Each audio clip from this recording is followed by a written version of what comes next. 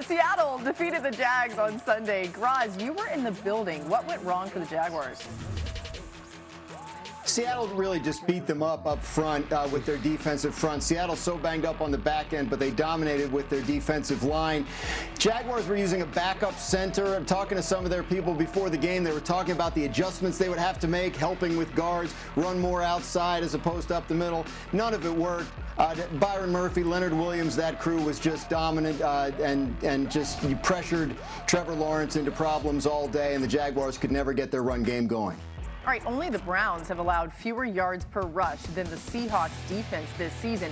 They're allowing just 3.3 yards per carry this season. That would break the franchise record. And they rank 6th in yards before contact, 2nd in yards after contact allowed on the ground this season. So, Mina, the Seattle defense means business this year. What stood out to you through now week 6 that you've seen so far? Oh, my God, those numbers are beautiful. Oh, there's so much to talk about. I'll say this. I just love the way Mike Macdonald leans into the versatility of his defensive stars. And watching this game back, 2 players really jumped out to me. One was Leonard Williams. Yesterday, I said he's like the best defensive player that no one ever talks about. Watching some of the pressures and sacks, he was just lined up everywhere. On the sacks, he was at 3 tech, 1 tech, 9 tech outside of Nwosu at one point, 5 tech multiple times. McDonald's just so good at using him, particularly on overloads to get the matchups he wants. And he is fantastic. And then the other one, and this was new, Nick Emenwari, the rookie, who hasn't really played this year because he's been hurt, sort of a hybrid safety that they got in the 2nd round. In this game, he was mostly in the slot, but they had him in the box, and then he put him on the line of scrimmage and sent him as a blitzer a couple times, and he forced incompletions. That is something to monitor going forward because his ability to do that, he's so explosive, is going to create doubt in the minds of quarterbacks the same way that Kyle Hamilton did back in Baltimore, especially when Julian Love and Devin Witherspoon are back on the field. Just a really, really special performance from those 2 players. I was literally going to say he's found his Kyle Hamilton, and you just took it. So I totally agree with that. So you stopped the run on early down, Seattle, and now this 4-man rush is something that offensively it's a problem to deal with, not only because of Leonard Williams, but really all 4 of those guys. So it's really the concept of like solo overload. What I mean by that is Nwosu right now is by himself out here, okay? So you have to ask yourself as an offense, do you have a tackle that can block him one-on-one? And then you get this overload backside of Leonard Williams, DeMarcus Lawrence, and Boye Mafe. So this is a problem offensively because if you think you can block him one-on-one, great. If you can't, you have number problems backside. Now, this is what happens. What they do in these situations is they're taking this internal picture and burying your offensive lineman. If you look at this right now, 3 offensive linemen for Jacksonville, blocking 2. So you've created one-on-one and one-on-one, but you've only rushed 4. Then they get into that attack mode. Those one-on-one perimeter players on the outside or perimeter rushers on the outside win. That was in Nwosu by himself. This time, DeMarcus Lawrence to the right by himself. Can you block him one-on-one? And then you got Murphy, Leonard Williams, and Nwosu here. And now, again, we want to create these internal problems for you to take numbers and then get those one-on-ones. There's this internal game. How many people are blocking? 3-on-2, but I have a one-on-one there. I have a one-on-one there. The Seattle Seahawks are taking this 4-man pressure with this solo overload and burying your numbers. This time, Boye Mafe's by himself, right? Boye Mafe's right here by himself. Murphy, Leonard Williams, and then DeMarcus Lawrence. Can you block him one-on-one? If you think you can block him one-on-one, great numbers, but that's a problem. This time, look at this 2-man game because this is called that TE stunt where the tackle goes in, the end comes underneath. It's only 2-on-2 because these 3 are blocking those 2. Advantage Seattle with their rush and DeMarcus Lawrence. Another opportunity. Now Boye Mafe by himself. All these guys are playing these roles. Here comes this 2-man game backside because we had 3 blocking 2 on the opposite angle, and it's absolute chaos in the middle of the pocket. The versatility that Mina's referencing of those guys all being able to play those different roles, sometimes by themselves, sometimes in the internal game, sometimes in the 2-man game opposite. This is a difficult defense. I think Seattle is no question, because of their defense, an NFC Championship contender. They're an NFL contender. It is violent chaos. It reminded me exactly like the Philadelphia Eagles and the Kansas City Chiefs Super Bowl. I mean, like, that is how you swallow up teams and swallow up quarterbacks. I'm watching that clip and I'm getting fired up, honestly. I genuinely am. I'm like, I got to go work out after this clip because I'm like, I just want to run through a wall. I really do. I'm not lying. I'm not just saying it just for the sake of saying it. Like, I am pumped, inspired, and motivated. I'm like, I just want to get after it right now. I mean, because it's violent chaos. And when you watch the Atlanta Falcons take on the Buffalo Bills, it's like, how did they fundamentally win that game? They made life miserable for Josh Allen. They made life miserable. Why did you lose to the Tampa Bay Buccaneers? You didn't make life miserable for Baker. He was able to chill and hang out and do whatever he wanted. When you make life absolutely miserable for the quarterback, you have the team that you can win every single game. Every single game. I think in the modern NFL right now, the name of the game isn't trying to be like, hey, we've got to build an offense and so we can just, win a light show back and forth. Let's get after it. These high-scoring games. We saw that against Tampa Bay Buccaneers. And any type of mistake, any type of mishap, you suffer immense negative consequences for it.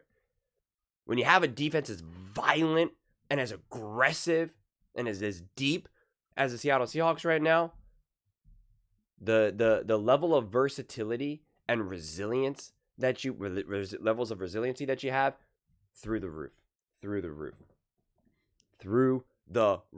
And that's why I got to keep asking you Seattle Seahawks fans to please keep rising up. I made a couple Sam Darnold videos recently, and there's just not enough of y'all in the comment section. There's not enough. I'm still taking on so much heat because I keep saying that Sam Darnold has been the best quarterback in the NFL because he has been. And there's just still so many doubters and haters, and I need you to rise up. I need you to watch the full length of the videos. I need you to subscribe. I genuinely do. I genuinely need you. I need more of you in the comment section. I need you to rise up. I can't do it alone. I made a Pittsburgh Steelers video the other day, and they've risen because it's like there's so many doubters of Aaron Rodgers and the Steelers, and it's just like this is what they did today, like yesterday, over the last 24 hours. It's crazy. They're trying to one up what the Seattle Seahawks did a couple weeks ago. I mean, it's just, again, this is what I keep trying to tell you. This is why I keep showing screenshots like this, because I want you to understand the actual power that you have. It is all up to you to make this channel firmly rooted in this sports world. So that when I talk about the Seattle Seahawks, you rise up, you're there to comment, you're there to defend, you're there to be part of the conversation. That's what I'm ultimately trying to do. And so I'm like, I'm watching this clip and I'm so fired up, and I just want people to see it. I just want people to hear it. I just want people to be part of it. I want people to believe it. No one's watching these Seattle Seahawks games. That's the most obvious thing. I'm talking to people in the comment section and they are spitting absolute nonsense. Absolute nonsense. And it's driving me crazy. It's driving me crazy. I need the help. I need the support. Someone's like, Jackson Smith and Jigba's been carrying Sam Darnold. It's like, what? Their chemistry is through the roof. They're balling together. They're holding hands and skipping into the sunset, man. They've been balling together. That's the work that they put in the offseason together. Their chemistry is off the charts. This is becoming an elite quarterback wide receiver duo. And every single day that passes, the Clint Kubiak hire just ends up being more and more just an absolute home run. And McDonald's got that defense just rolling. This is a legitimate contender. When you're looking around the league right now, you're looking around all the teams, what teams really truly scare you? And any of the other teams that would scare you, it's mainly based off of what you've seen them accomplish in the past. Mainly the Kansas City Chiefs, Mahomes, etc. But everywhere else, again, we just saw the Buffalo Bills, who were supposed to be the top team in the NFL. Or the Detroit Lions, who were supposed to be the top team in the NFL. Or the Green Bay Packers, who were supposed to be the top team in the NFL.